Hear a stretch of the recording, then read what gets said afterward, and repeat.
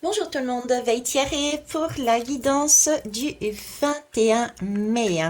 Oh, veille Thierry va mettre le feu à la maison. C'est Émilie qui va être contente.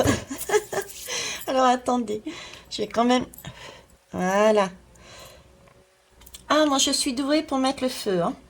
C'est clair, j'ai déjà brûlé une lampe, etc., etc. Allez, c'est parti, 21 mai, j'arrête de blablater. Non, décidément, il y a le feu. Il y a le feu, il y a une flamme qui s'allume là, hein. Il y a quelque chose qui... Waouh! Ça, c'est prenant, c'est vif, ça part vite. Il faudrait peut-être... il y a quelque chose où il faut temporiser. Il y a quelque chose qu'il faut... oui, c'est bien d'avoir une flamme, hein, c'est clair, c'est bien d'avoir une flamme, c'est important pour s'éclairer, pour avancer. Mais il faut pas non plus que ça s'embrase. Voilà. J'ai une question d'embrassement là. Il faut être quand même un peu plus modéré. Ok. Allez, je ne sais pas quel est le nom de cet oracle. Donc on va aller voir pour le 21 mai, si ma mémoire est bonne. Oui, elle est bonne. Alors, je suis la conteuse, gardienne de la lune de la plantation du maïs. Troisième lune de printemps. Je sais poser les mots justes, ceux qui ouvrent des portes et amènent de la lumière. On parlait de lumière, tiens, ça a carrément bloqué mes petites fées, voyez. Elles sont en mode stationnaire, comme s'il fallait se poser. Là, j'ai une histoire de se poser, hein. Bon. Je sais poser les mots justes, ceux qui ouvrent les portes et amènent de la lumière. Pour que les mots soient justes, il faut les séparer de l'eau des émotions et surtout de l'orgueil. C'est ça. Il est bon pour cela de prendre de la hauteur, tel un aigle, et voir ainsi de plus loin et de plus haut. Donc se soustraire des émotions trop fortes, comme on a vu ici par exemple avec la flamme. Ok. C'est ainsi que la justesse vient et que l'histoire que tu contes peut résonner. L'eau des émotions brouille le message lumineux des mots. Alors, pour poser des mots sur le papier ou dans l'air, prends le temps de respirer et laisse s'apaiser le flot interne de tes émotions. Et là, éloigne-toi ensuite de ta position pour élargir ton point de vue. Prends le temps de regarder au nord, au sud, à l'est et à l'ouest, car chaque direction peut offrir son point de vue sacré. Uniquement après tout cela, tu peux poser les mots justes pour raconter ton histoire. Ça me fait penser à une expérience effectivement que j'ai vécue et que j'ai pris de plein fouet et j'ai été submergée par une émotion. Euh, et j'avais là deux possibilités, c'était soit de prendre ces émotions qui m'arrivaient, de les regarder, de les laisser me traverser ou couler sur moi, mettez le mot que vous voulez, mais uniquement faire ça, quoi. Regarder, euh, regarder à quoi ça faisait référence, pourquoi, etc.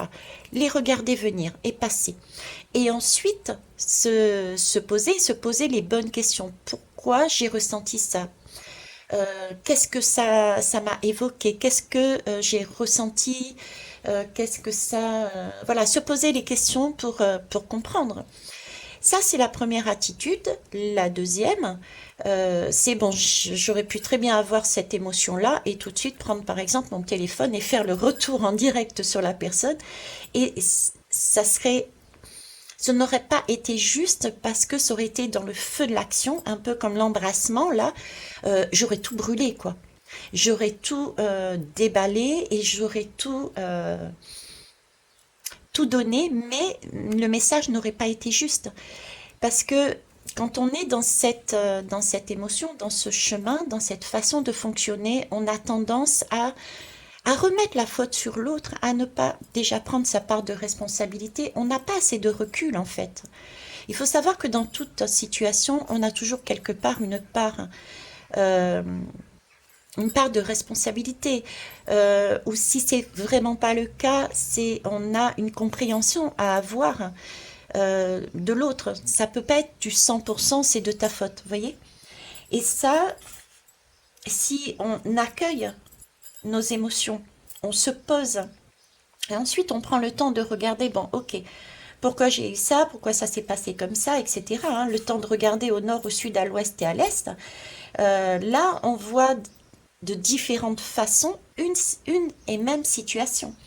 On voit du point de vue de la personne qui est en face, du point de vue de l'autre personne s'il y a plusieurs. Et là, on peut se faire on a une vue d'ensemble de la situation et on peut se positionner, mais beaucoup plus justement. Voilà. Donc notre flamme est intacte et on ne brûle pas non plus les autres. Ok? Ce soir, avant de t'endormir, tu peux te dire les mots justes, ouvre des portes et amène de la lumière. Parce que effectivement, ouvre des portes, la porte n'est pas fermée parce que tu n'as pas été vers l'autre, je n'ai pas été vers l'autre pour l'engueuler. D'accord? Donc j'ai laissé la porte ouverte à la communication, à éventuellement plus. Euh, et en retour, ça permet d'éclairer son propre chemin et celui de l'autre, puisque nous sommes toujours en miroir de toute façon. Ok? Donc ça, quel que soit le domaine, forcément de la vie, hein, c'est pas un domaine bien précis, c'est partout dans notre vie, c'est le même fonctionnement. Allez, on va aller prendre, j'arrête de blablater, et on va aller prendre une... Non, j'en ai trop. Une lame, s'il vous plaît, merci.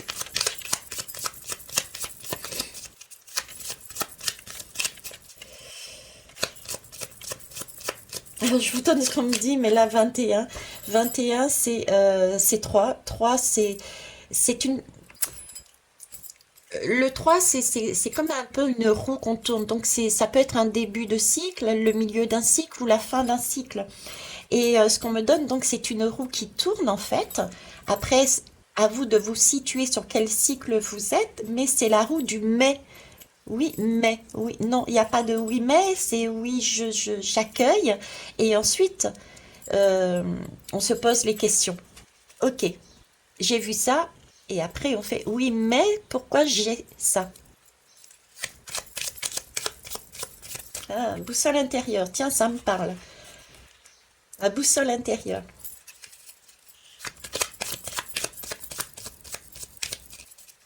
Fiez-vous à votre boussole intérieure. Je vous dis ça par expérience parce que la mienne, des fois, elle part dans tous les sens. Euh, et c'était pas facile de savoir, et encore maintenant, j'ai pas tous les tenants, les aboutissants, j'ai besoin d'un retour pour comprendre, d'accord? Euh, mais mes réactions sont, amènent, mes émotions amènent une réaction physique, je dis sur ma boussole intérieure qui part à la WEC. Et pour apprendre à gérer cette boussole, il faut accueillir l'émotion, se poser et réfléchir. Réfléchir, avoir tous les tenants et les aboutissants. Mais bon, pour ça aussi, il faut justement ne pas s'embrasser de façon à laisser les portes ouvertes, euh, à- de manière à ce que si ça concerne d'autres personnes, qu'elles puissent aussi donner leur point de vue afin qu'on puisse justement éclairer pourquoi cette boussole part dans tous les sens. Et voilà, j'ai une lame. Voilà, l'échange, vous voyez. Je l'avais dit hier, j'en avais parlé hier aussi, il est important d'être dans la communication, dans l'échange, euh, ne pas se braquer en fait. C'est pas parce qu'on pose une question, c'est pas parce on a, alors comment je pourrais vous expliquer ça? On n'est pas tous au même stade. Vous voyez? Donc il y a des personnes qui peuvent très bien se prendre ça en pleine poire et être totalement perdues, ne pas comprendre qu'est-ce qu'on vit. Moi, ça m'est arrivé avec cette boussole de ne pas comprendre ce que je vivais. Donc j'avais pas encore suffisamment non plus ce recul et j'étais peut-être pas prête non plus, d'accord? Et je n'avais pas de retour dessus, cette boussole. Donc du coup, la personne peut être perdue. Et si on se braque, si on s'embrasse, on ferme une porte et ça n'aide ni l'un ni l'autre. La communication, l'échange est important.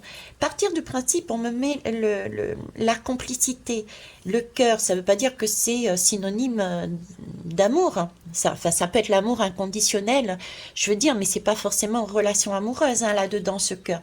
C'est un échange de cœur, en fait. Ok, tu ressens ça, pour moi, avec mon cœur, je l'interpréterai de cette façon. Je te donne mon point de vue. Par rapport à mon expérience, je dirais que ça pourrait être ça, ça et ça. Vous voyez, c'est plus des échanges de cœur parce que on est miroir et qu'on a besoin de, de s'entraider. C'est là-dessus aussi, au niveau de la société, que nous allons vers des ouvertures de cœur, vers de la communication, vers des échanges. En plus, là, on est sur du taureau avec Vénus.